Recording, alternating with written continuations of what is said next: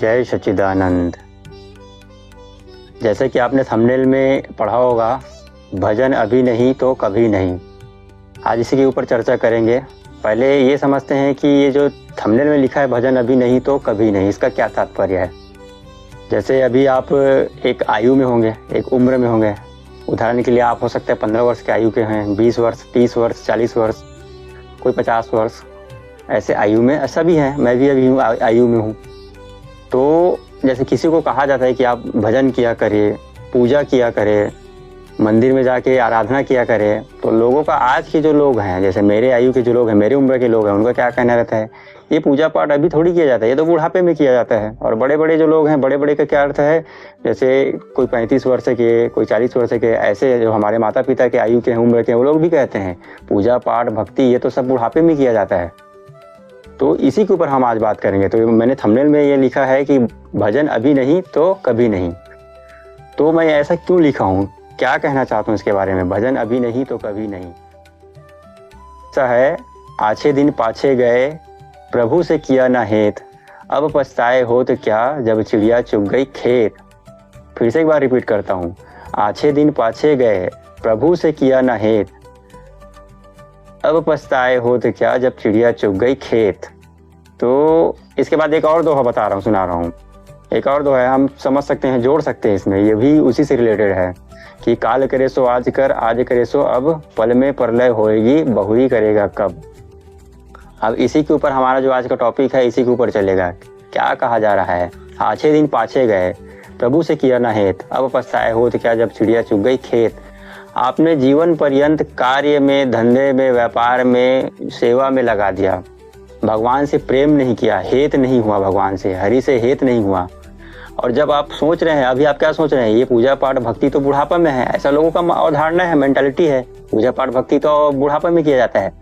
आप जीवन पर्यंत अपना जो जीवन है, बुढ़ापा से पहले का जो जीवन है, आपने कार्य में, सेवा में लगा दिया, भगवान से एक पल भी आप नहीं जुड़ पाए। और जब बुढ़ापा आएगा, आप सोच रहे बुढ़ापा में करेंगे, लेकिन जब चिड़िया चुग गई खेत, इसका क्या अर्थ है, जीवन से इसका क्या संबंध है। जब बुढ़ापा आएगा, समझिए बात, वो बहुत सूक्ष्म एकदम दार्शनिक बात ही है, सूक्ष्म रूप में समझने की आवश्यकता है। जीवन जो है अभी बहुत अच्छे से कटा, 50 साल, 55 साल, 60 साल के आयु तक बहुत अच्छे से कटा। इस समय तक हमने कार्य किया, व्यापार किया, सेवा किया। आप कुछ भी कर सकते हैं, आप किसान हो सकते हैं, सेलिब्रिटी हो सकते हैं, डॉक्टर हो सकते हैं, तो आप इतने समय तक अभी काम किए हैं। सामान्यतः देखा जाए तो लोग 60 वर्ष, 65 वर्ष तक ही कार्य करते हैं, उसके बाद रिटायर हो जाते हैं, कार्य करना बंद कर देते हैं, ज़्यादा से ज़्यादा 70 वर्ष तक।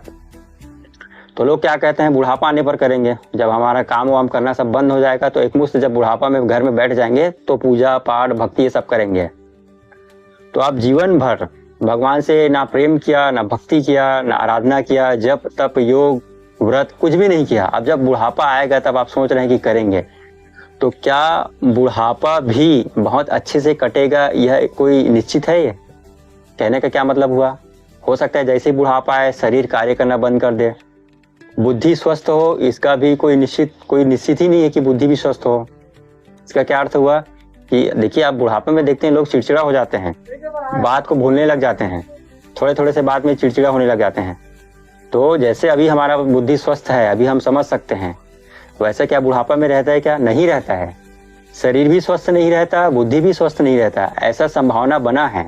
कई लोग ऐसे होते हैं जो स्वस्थ पूरा 80 साल 90 साल तक जीते हैं और स्वस्थ रूप से मृत्यु को प्राप्त हो जाते हैं। लेकिन अधिकतर ऐसे देखने को मिलता है, आज तो 50 साल 40 साल का आयु हुआ है, किसी को ब्लड प्रेशर है, शुगर है, हार्ट अटैक, तो ये सब समस्याएं आने लग जाता है, लकवा है। तो कहने का अर्थ ये है कि जब बुढ़ापा आएगा तो ना ही शरीर स्वस्थ रहेगा और ना ही मन बुद्धि स्वस्थ रहेगा। उस स्थिति में आप भगवान का भजन कैसे करेंगे, एक बात हुआ।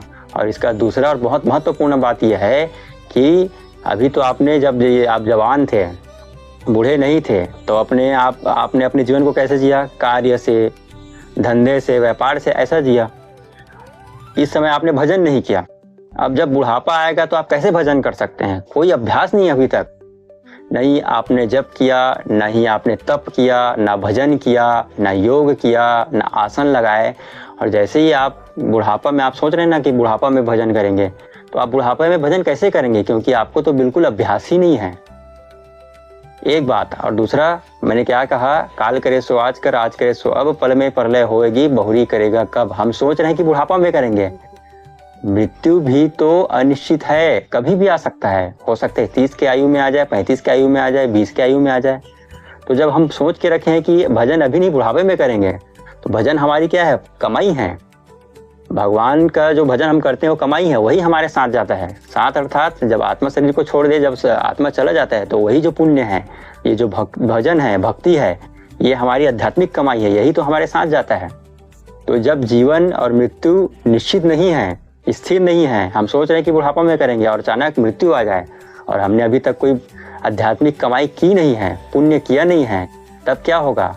क्योंकि यही पुण्य, यही आध्यात्मिक कमाई अगले जन्म को निर्धारित करता है। तो काल करे सो आज कर, आज करे सो अब, पल में प्रलय होगी, बहुरी करेगा कब। जब प्रलय हो जाएगा, मृत्यु हो जाएगा, तो कोई तो कमाई है ही नहीं, तब क्या होगा? तो इस बात का मतलब यही है कि जब चिड़िया चुग गई खेत, तो अब पछताने से कोई मतलब ही नहीं है। आपका शरीर, आपका मन बुद्धि स्वस्थ नहीं है, हो सकता है 60 वर्ष 70 वर्ष तक की आयु तक आदमी जी ही नहीं सकता, तो उस समय तक फिर वो भजन कैसे करेगा? तो भजन करने का समय क्या है? अभी।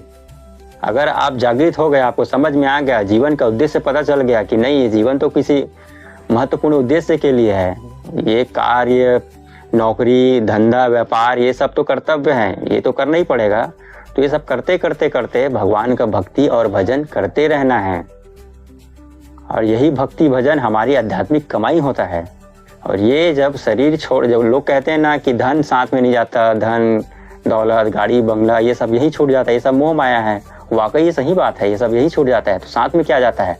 हमने जो आध्यात्मिक कमाई किया है, हमने जो जप तप ध्यान योग गुरु आज्ञा का पालन किया है, यही हमारे साथ जाता है और यही अगले जन्म को निर्धारित करता है। आपने कितना पुण्य किया, कितना गुरु आज्ञा का पालन किया, कितना गुरु मंत्र का जाप किया, कितना भक्ति किया, कितना पुण्य किया, ये सब क्या करता है? अगले जन्म को निर्धारित करता है।